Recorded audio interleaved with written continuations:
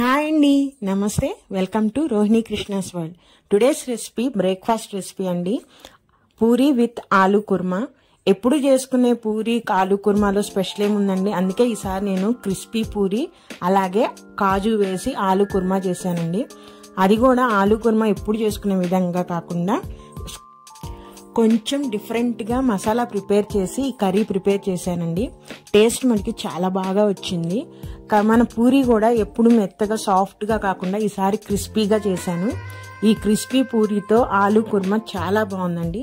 మరి అది ఎలా చేయాలో ఏంటో మీకు కూడా చూపిస్తాను. నా కిచెన్లోకి వెళ్ళిపోదాం పదండి. ముందుగా నేను ఇక్కడ ఒక 3 కప్పులు గోధుమ పిండి తీసుకున్నానండి. మనము గోధుమ పిండే వాడాలి, మైదా పిండి ఆటా పిండి వాడకూడదు. దీనిలోకి సరిపోయినంత సాల్ట్, అలాగే మన పూరీలు క్రిస్పీగా రావాలంటే దీనిలోకి ఒక 2 స్పూన్లు బొంబాయి రవ్వ వేసుకోవాలండి. బాగా కలిపేసుకొని ఇప్పుడు వాటర్ కొంచెం కొంచెం పోసుకుంటూ మనం పూరీ పిండి ఎలా కలుపుకుంటామో అలా కలుపుకోవాలి. వాటర్ ఎక్కువయ్యి మన పిండి సాగుతున్నట్టు వస్తే మనకి ఆయిల్ పీల్చేసిద్దండి. అందుకని కొంచెం కొంచెం వాటర్ పోసుకుంటూ మనము గట్టిగా పూరి పిండికి ఎలా కావాలో అలా కలిపేసి పెట్టేసుకోవాలి.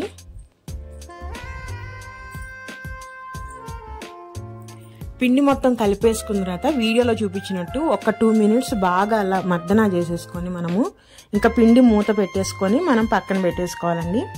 ఈలోపు మనము కర్రీ ప్రిపేర్ చేసుకున్నాము. ఆలోపు అది నాంతదండి పిండి అనేది. ఇక్కడ నేను మొదటిగా బంగాళదుంపలు తీసుకొని దాని మొత్తం చెక్కంతా తీసేసుకొని చిన్న ముక్కలుగా కట్ చేసి పెట్టేసుకుంటున్నానండి.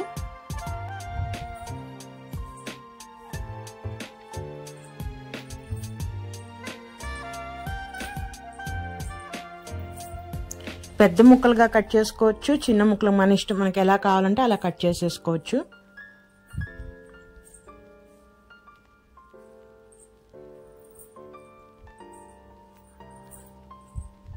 నేను వీటిని కుక్కర్లో ఉడకబెట్టేస్తున్నానండి. మనము ఇలా ముక్కలుగా కట్ చేయకుండా కూడా ఉడకబెట్టచ్చు, కానీ ఇది ఈజీ ప్రాసెస్ అన్నమాట. ఎందుకంటే మనము కుక్కర్ తీసేసి డైరెక్ట్గా ఇంకా కర్రీలో వాడుకోవచ్చు. దీనిలోకి నేను ఒక 3 ఉల్లిపాయలు, ఒక టమాటా, ఒక 4 పచ్చిమిరకాయలు తీసుకొని వాటిని కట్ చేసి పెట్టుకున్నానండి. ఇప్పుడు మనము పొయ్యి మీద కడాయి పెట్టేసుకొని కొంచెం ఆయిల్ వేడెక్కగానే దానిలోకి జీడిపప్పు అండి. నేను ఒక గుప్పెడు జీడిపప్పు తీసుకొని ఫస్ట్ ఆయిల్లో మాడిపోకుండా ఫ్రై చేసి పక్కకు తీసుకోవాలి.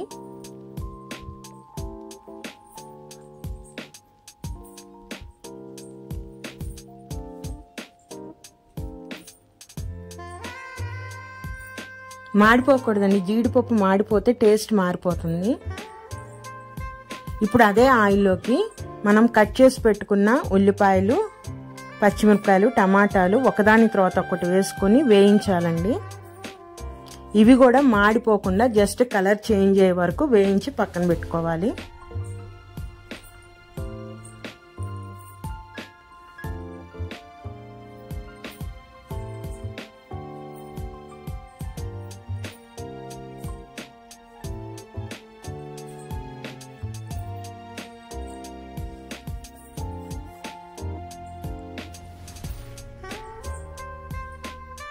ఒక 2 నిమిషాలు వేయించిన తర్వాత ఇట్లా పూర్తిగా మగ్గిపోయినాయండి. వాటిని చల్లారి పెట్టేసుకొని ఇప్పుడు దీన్ని మనం ఒక మిక్సీ జార్లోకి ట్రాన్స్ఫర్ చేసేసుకోవాలండి. మొత్తము చూసారు కదా, ఇలా మొత్తం వేసేసుకున్న తర్వాత దానిలోకి మనము ఇందాక వేయించి పెట్టుకున్న జీడిపప్పుని కొన్ని వేసేసుకోవాలండి.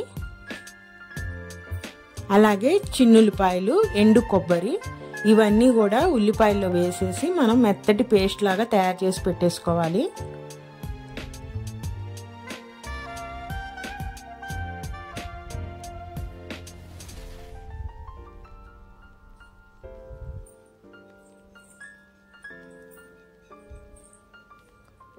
అలాగే దీనిలోకి ధనియాలు, చెక్క, లవంగాలు కలిపిన పొడి అండి. నేను అది 2 స్పూన్లు తీసుకుంటున్నాను. ఇంకెటువంటి మసాలాలు కలపలేదు. అలానే కర్రీకి సరిపడా మొత్తం పసుపు ఇక్కడే వేస్తున్నాను. అలానే కారం కూడా అండి, మన స్పైసీ తగ్గట్టుగా కారం కూడా ఇక్కడే తీసేసుకోవాలి మొత్తము.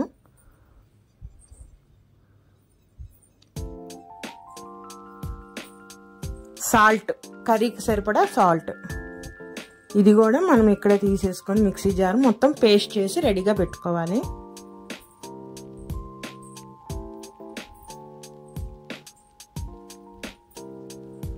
మనం ఇందాక వాడిని కడాయి పెట్టేసుకొని ఇప్పుడు ఆ ఆయిల్ పోసుకొని వేడెక్కగానే ఈ పేస్ట్ చేసుకున్న మసాలా మొత్తాన్ని దాని ఆయిల్లో వేసుకొని మనం ఇప్పుడు ఫ్రై చేసుకోవాలండి.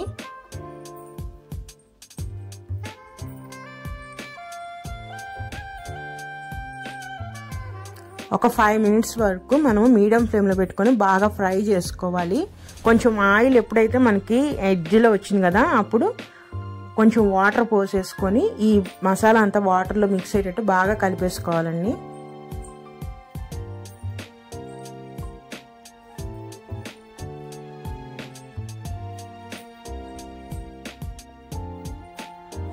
ఒక 5 మినిట్స్ బాగా బాయిల్ అయిన తర్వాత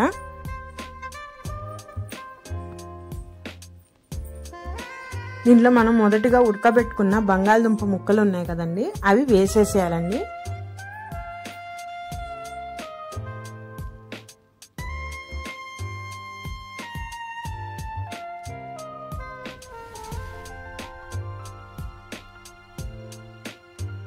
ఒకసారి బంగాళదుంపలన్నీ వేసేసి బాగా కలిపేసుకోవాలి.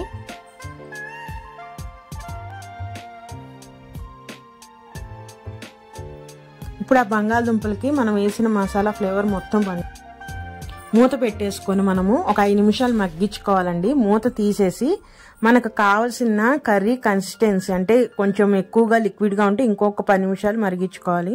కూర చల్లారే కొద్దీ మనకి బాగా దగ్గర పడిపోతుందండి. అందుకని మనం ఫస్టే చూసుకొని మనకి ఏ కన్సిస్టెన్సీ కావాలో ఆ కన్సిస్టెన్సీ వచ్చే వరకు కర్రీ చూసుకొని ఇంకా దించేయటమే. మన ఆలు కుర్మా రెడీ అయిపోయిందండి.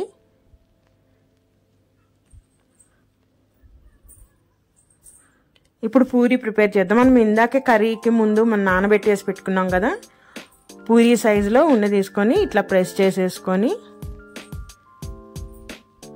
మరీ పల్సగా చేసేయకూడదు, అలానే కొంచెం మందంగా కాకుండా మీడియం సైజులో చేసుకొని పూరీని బాగా ఆయిల్ని మనం బాగా వేడిగా ఉండాలండి, లేకపోతే ఆయిల్ పీల్చేస్తుంది పూరి అనేది. ఎక్కువ పొడి పిండి వేయకుండా ఇట్లా చక్కగా పూరీని ప్రెస్ చేసేసుకొని మనము అన్నీ రెడీ చేసి పెట్టేసుకుంటున్నానండి నేను. ఇప్పుడు బాగా ఆయిల్ హీట్ ఎక్కిందండి. ఆయిల్లో మనం పూరీ వేసేసుకోవాలి. పూరీ వేసేసుకొని 2 వైపులా మాడిపోకుండా కాల్చుకోవాలండి.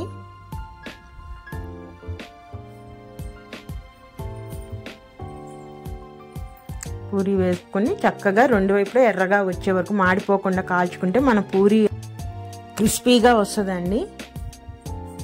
చూసారా, వీడియోలో చూపిస్తున్న విధంగా 2 వైపులా కాల్చుకోవాలండి పూరీని.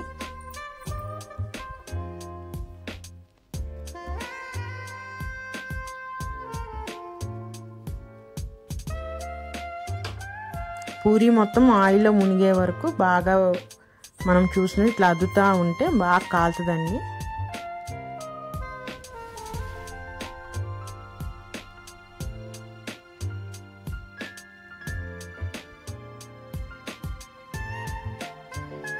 ఈ విధంగా రెడీ చేసుకున్న పూరీలన్నీ మనం ఆయిల్లో డీప్ ఫ్రై చేసేసుకోవాలి.